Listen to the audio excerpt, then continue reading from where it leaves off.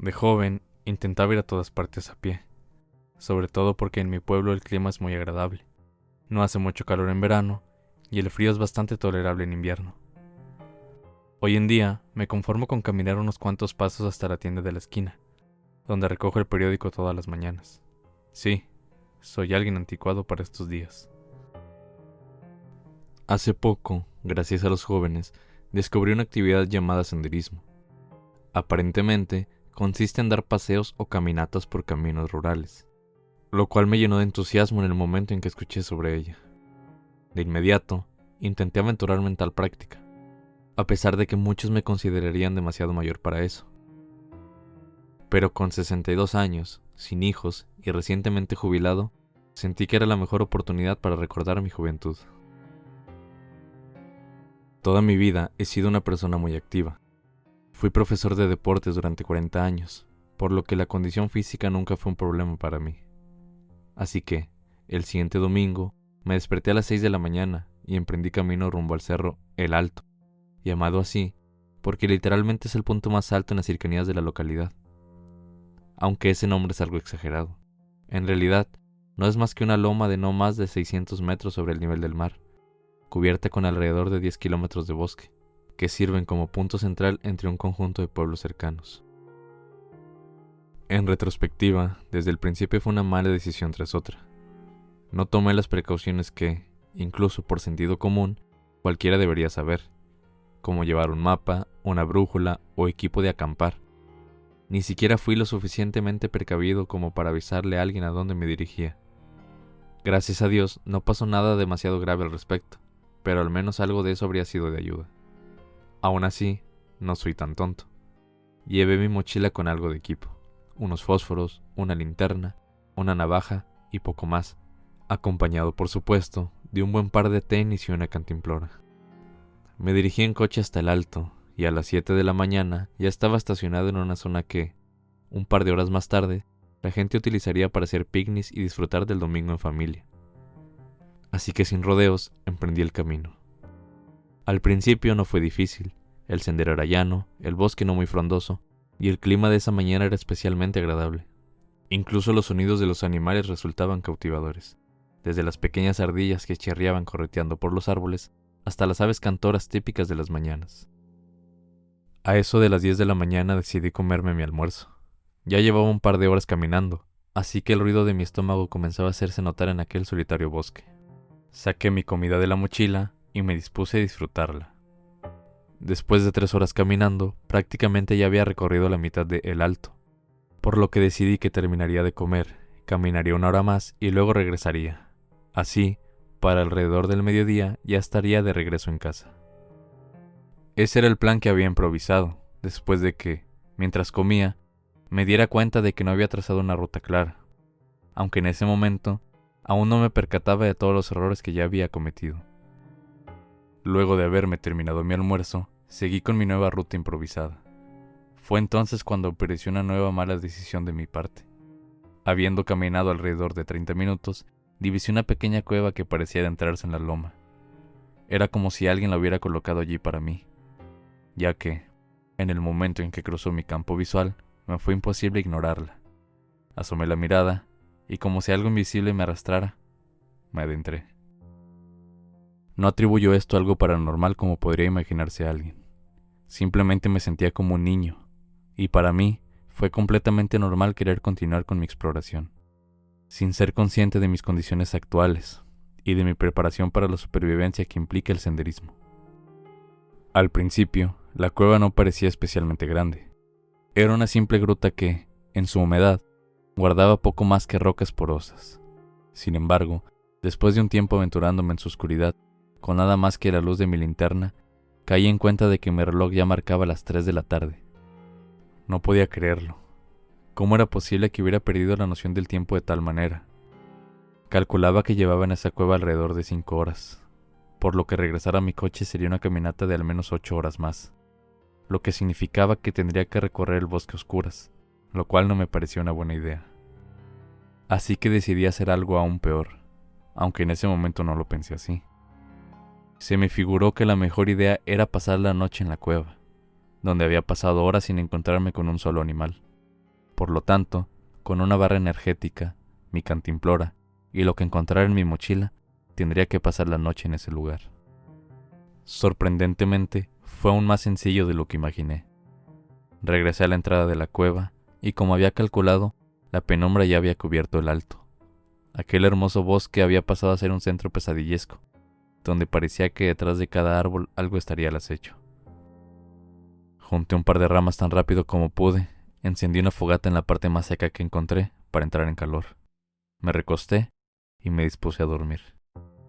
En esta zona el sol sale alrededor de las 6 de la mañana, por lo que tendría que pasar unas 6 horas más o menos en la cueva, antes de poder salir en la seguridad del día. Con los primeros rayos del sol, nuevamente me sorprendí. Realmente había pasado la noche en una cueva de un bosque, que aunque era pequeño, seguía estando en completa disposición de la naturaleza. Tomé mi mochila y con un ligero picor en la nariz, me encaminé de regreso a casa.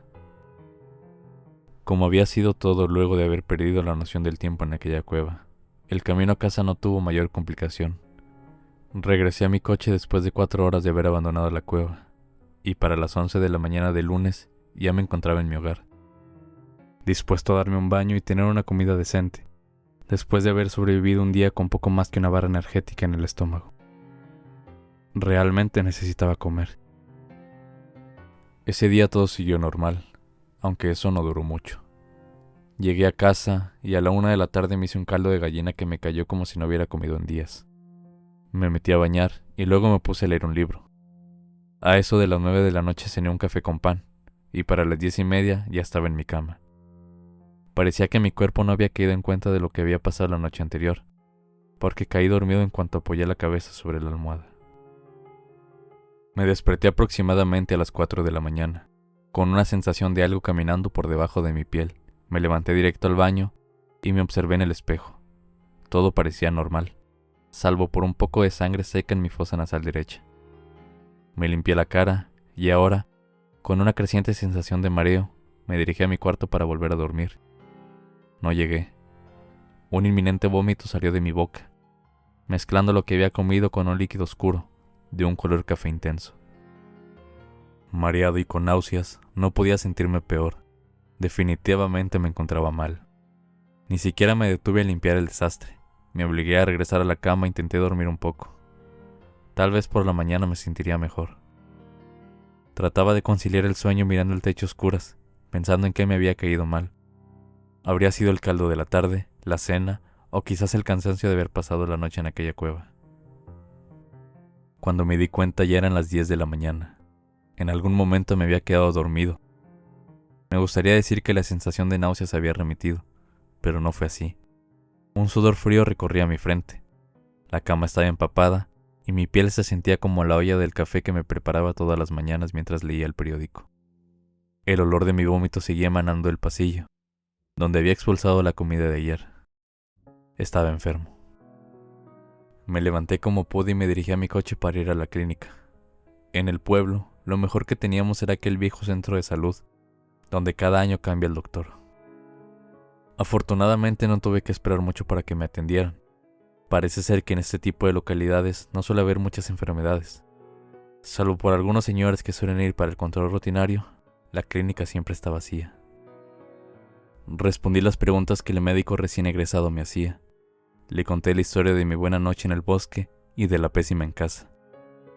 Solo le dije lo que me pareció relevante. Estos doctores nuevos siempre quieren que les cuentes tu vida entera. Le mencioné que había dormido fuera en una cueva en el alto, sin mayores complicaciones, y que, ya en casa, después de cenar y dormir unas cuantas horas, había vomitado, y con una sensación de mareo, volví a la cama. Me explicó que probablemente había contraído una infección en aquella cueva, por lo que me recetó un par de antibióticos y me recomendó guardar reposo, algo que me parecía obvio considerando lo mal que me sentía. Me preguntó si habría alguien que viera por mí. Cuando le mencioné que estaba solo, simplemente me dijo que me cuidara y que no olvidara tomar mi medicina. Ese día no pude comer. Intenté con el caldo del día anterior, algo ligero que no estresara demasiado mi estómago. Pero a diferencia de ayer que me había sabido gloria, ahora parecía que estaba tratando de comer masa cruda. No podía tragar el alimento, por más que lo intentara. Después de limpiar mi vómito ya seco de la noche anterior, decidí acostarme. Realmente cada vez me sentía más mal, y no parecía que el medicamento estuviera ayudando. Me gustaba confiar en los nuevos doctores, pero no cabe duda de que no se puede igualar su entusiasmo a la experiencia que tienen los médicos consolidados de la ciudad. Mientras me sumergía en mis pensamientos, tocaron la puerta. Era un joven, nieto de la señora de la casa de al lado. En un pueblo, las noticias se esparcen rápidamente, y en ese momento agradecí que fuera así. No pude levantarme de la cama, y al no tener respuesta, el joven entró sin más, y me vio tirado en mi cuarto. A los 30 minutos, el doctor y un grupo de vecinos ya se encontraban en mi aposento, viendo qué era lo que me pasaba. A este punto yo me encontraba letargado. Con la vista nublada, solo distinguía la voz del doctor y la de algún que otro vecino. El señor dice que pasó una noche entera en el bosque. Pienso que contrajo una infección en aquella cueva, pero está avanzando más rápido de lo que creía. Eso no es posible, doctor. En el alto no hay cuevas. En ese bosque, como usted lo llama, no hay más que árboles y el antiguo arroyo que ahora está seco. Tal vez se esté confundiendo. No supe más. Cuando retomé la conciencia me encontraba en una habitación muy iluminada y me sentía un poco mejor. El doctor me mencionó que solicitó ayuda en la ciudad y que me trasladarían para allá. Solo que debíamos esperar al día siguiente, ya que la ambulancia no hacía viajes nocturnos debido a que no había carretera que conectara con la ciudad.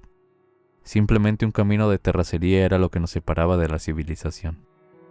Comenzó a interrogarme sobre los acontecimientos en el bosque.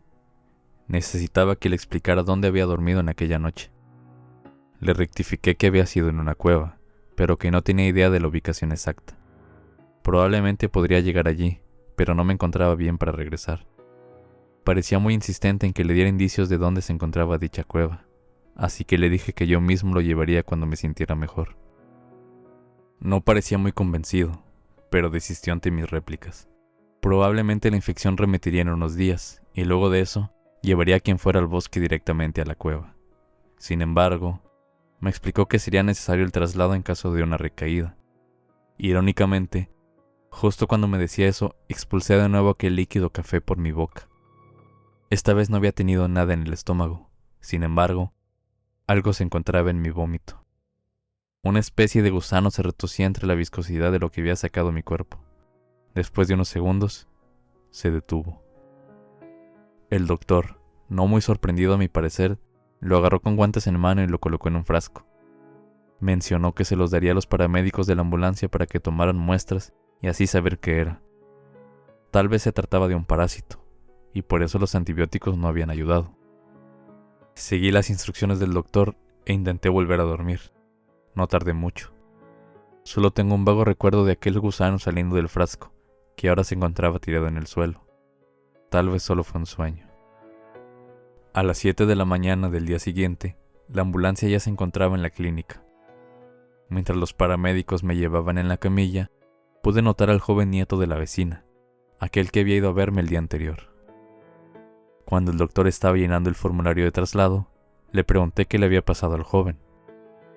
Aparentemente tenía comezón debajo de la piel y había notado un leve sangrado en la nariz, junto a una creciente sensación de mareo.